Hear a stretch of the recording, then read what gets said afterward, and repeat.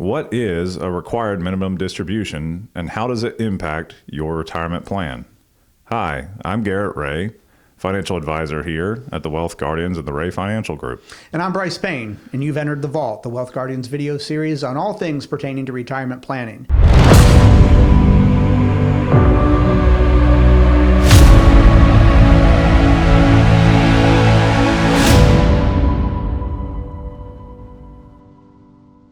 In this episode, we're going to cover what an RMD is, what accounts it impacts, why the IRS even has us taking RMDs, how an RMD is calculated, what a Stretch RMD used to be, what a 10-year cleanoff is now, how to get around an RMD, and in that topic, we're going to talk about what a qualified charitable distribution, or QCD, is, and what an IRA to Roth conversion is.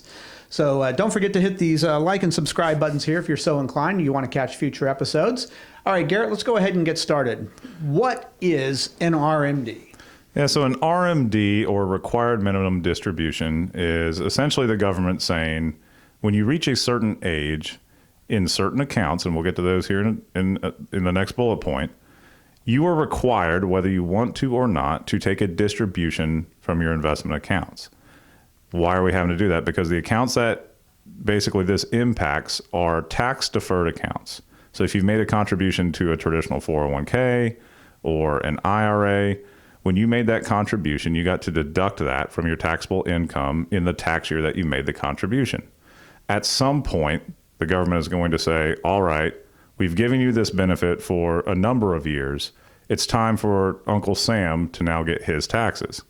So they're going to calculate for you each and every year how much you're required to take out. You have to claim that as income, and then obviously the government gets their taxes off of that. All right, so that's what an RMD is. Let's talk about what accounts an RMD impacts. Now, the most common one that it impacts is an IRA. Yep. Again, as Garrett said, that is money that you have put in that has never been taxed on. The government wants their taxes eventually, so they're going to force you to eventually take monies out of your IRA. But it also impacts 401ks, another type of account. This is 403bs and 457 accounts, other employer-sponsored plans that are pre-tax monies. You have to take RMDs from those at a certain age as well. But it also impacts inherited IRAs. It also impacts inherited Roths. Now, that's a strange story there because you do not have to pay taxes on inherited Roth monies. So why would the government be requiring you to take out RMDs from those accounts if they're not getting any tax dollars from them? The logic and reason behind that is a whole segment for another show. But it used to impact Roth 401ks. But now, as of 2023, they have wiped that out. You no longer have to take RMDs from Roth 401ks. That's good. All right, so Garrett explained why the IRS wants us to take RMDs, because basically they want to collect their tax dollars. And this was a benefit for us to be able to save for retirement. Well, if we're in retirement at 72, 73 years old, then it's only fair that we should have to start taking those monies out because that's what the whole account was devised for in the first place. All right. Now let's talk about how an RMD is calculated. Basically, there is a set of actuarial tables that the IRS has already put together that tells you at what age you are, what percentage of your account, of your IRA or whatever account, you have to take out of. So that table you can look up. At age 73, the divisor is 26.5. So let's say you're 73 years old, you have $100,000 in your IRA or your 401k. How much of that are you going to have to take out? Well, in today's actuarial tables, it might change in the future, you would take that $100,000 and divide it by the magical number 26.5. That would give you $3,774. That is the RMD that you would be required to take out. And of course, the government therefore takes its hands on somewhere around 10 to 20% of that based on whatever tax bracket you're in. The remainder you can put into a non-qualified brokerage account, you can put it in your checking account, you can just spend it, whatever, as long as the government has gotten their portion of that $3,774. Right. What if you're not 73? What if you're 74? Well, that divisor goes down by a number, which means the amount of your RMD actually goes up. So at 73, that magical divisor number was 26.5. At 74, it's 25.5. Right. So again, let's say that you have $100,000 in your IRA. You're 74 years old. You divide that 100,000 by 25.5. Your RMD is no longer 3,774. It's 3,922. And likewise, they keep subtracting a year from your expectancy the older you get. So at 75, it would be 24.5. At 76, right. It would be 23.5. That's how they get at that table. You can look up on any IRS website. It'll be there for you to examine it. So now that we've figured out how RMDs are calculated, let's talk about what a stretch RMD used to be.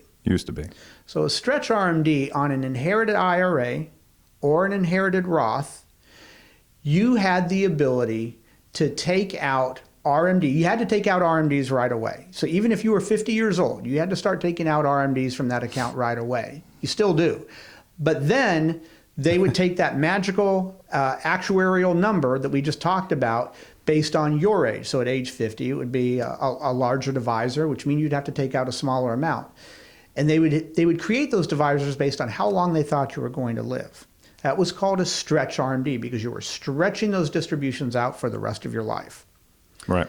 Now, what they have done as of 2020 with the Secure Act 1.0, Yep, 1.0. they went and changed this rule. So the stretch RMD no longer exists unless you were grandfathered into it. Right. But after 2020, if you inherited an IRA, you are now required to clean off all of those RMDs within 10 years. So if you inherit $100,000 in an IRA in 2021, 2022, 2023, you have 10 years to take 100% distribution out of that account. Well, what if you're 30 years old and you're working?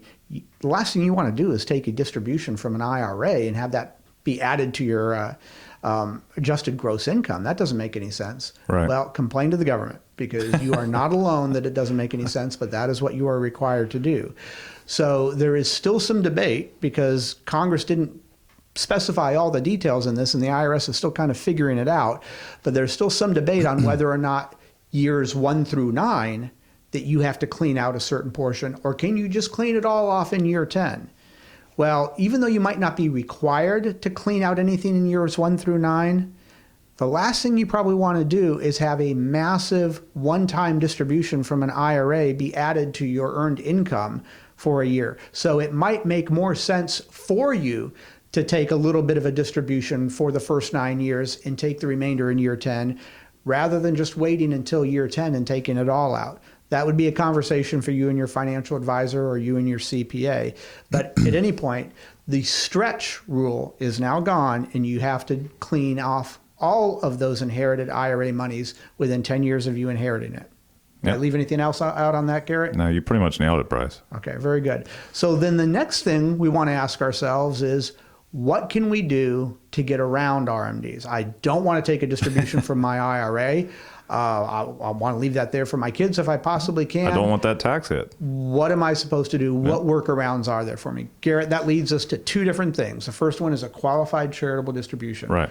Inform our listeners what that is. So qualified charitable distribution, once you reach RMD age, whether that's 73 or it could be 75 for those who were born after 1960, essentially what you can do is you can directly donate from that IRA or 401k, let's say, you have to take RMDs out. And instead of taking that distribution for yourself, you can set the account up so that it makes a direct contribution or a distribution to a charity of your choice that fulfills the RMD requirement. And also because you haven't received the monies, you don't have to claim it as income, and therefore your tax base or your taxable income doesn't go up due to the RMD itself. So you get to, for those of us who are charitably minded, you get to fulfill a good cause, and you also don't have to take that taxable hit. Exactly right. I'll make one little clarification to what Garrett said there. The RMD age used to be 70 and a half. That was pre-2020. So in the year 2020 with Secure Act 1.0, they changed that age to 72. And then this year in 2023, they changed it to 73. And a couple Secure years, Act 2.0. Secure Act 2.0 changed it to 2023. I'm sorry, changed it to 73. Right. Now, in a couple of years, they're going to change that RMD age up to 75. It used to be when the RMD age was 70 and a half, that was when you could start donating from your IRA directly to a charity of your choice. But when they increased the age to 72 or to 73, the RMD age, they never changed the QCD age. Right. That still remains at 70 and a half. So true. even if you do not have to take an RMD because you're 70 and a half or 71, but you would rather, you're prone to donating to your charitable causes, you can now donate through your IRA and have even more money go to your charity of choice rather than writing a check, because what money is in your checking account? Monies that you've already paid taxes on. Yep. So instead of doing it that way, you can give directly from your IRA. That does not necessarily fall right in line with RMD age. It used to, but they still left that at 70 and a half. So Garrett, that's one way around getting around RMDs. Let's talk about the other common way, Garrett, IRA to Roth conversions. Yeah, sure. So within your IRA account, there is the ability they of course cap your contributions to both IRAs and Roths. That's contributions, but they do not cap conversions. So let's say you have a fairly sizable traditional IRA. Well, we know that when we eventually take distributions from that IRA, we have to claim that as income, and that, of course, is taxable. Oppose that to a Roth. With a Roth, when you make that contribution, you don't get to deduct that from your taxable income. So basically, the growth inside the Roth is tax-free, and then eventually when you take a distribution from that Roth, that too is tax-free. Okay, great. Is there a way to convert traditional IRA money to Roth money? Yes, there is. And so essentially what you would do is you would look at your tax brackets that you're in. Let's say we're in the 12% tax bracket. And we would calculate, okay, how much room do we have to go until we get to the next higher tax bracket? And we would convert that sum of money from an IRA designation to a Roth designation. You would still claim that conversion number as income in that year, but it keeps you in that same tax bracket that you're used to paying. Then, once it gets over into the Roth designation, then that account can grow for forevermore tax-free. And it's no longer subjected to RMDs. Absolutely. So you think, well, if I wasn't going to touch my money anyway, what difference does it make? I was just going to leave, whether it was in an IRA or a Roth, I was just going to leave it there for my beneficiaries. Well, here's the key fact on that. If your beneficiaries are inheriting an IRA, they now have to clean off, because we talked about this, the 10-year clean-off rule. They have to clean out that IRA within 10 years, which could be a massive tax hit for them. Right. If you know that you're not going to use these monies, wouldn't you rather your beneficiaries inherit Roth monies that they do not have to take RMDs off of, that they do not have to worry about taxes on? So it might be not a benefit for you so much, but it could be a huge benefit for your beneficiaries, so that they're inheriting tax-free monies as opposed to taxable monies. But that's another way to get around RMDs. If you're lessening the amount that you have in your IRA, that means when you turn RMD age, that's less money that you're having to take out of your IRAs and pay Uncle Sam taxes on. That's a second way, besides qualified charitable distributions. That's the second way to work around them as much as we can around RMD rules. Anything else we left out? I think that's pretty good there, Brice. All right. Well, that's going to wrap it up for this episode of The Vault. Feel free again to hit these like and subscribe buttons here so you can catch our future episodes. Remember, the markets aren't going to wait for you. I'm Brice Payne. And I'm Garrett Ray. And this has been The Vault.